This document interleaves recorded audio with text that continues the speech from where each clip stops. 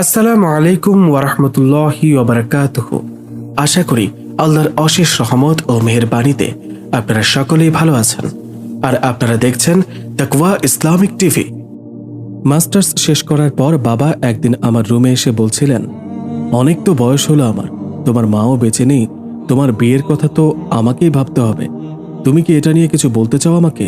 আমি লজ্জায় শুধু একটা কথাই বলতে পেরেছিলাম সেদিন, বাবা, একটা দিনী পরিবার আর একজন দিনী ছেলে খুঁজবেন ইনশাআল্লাহ।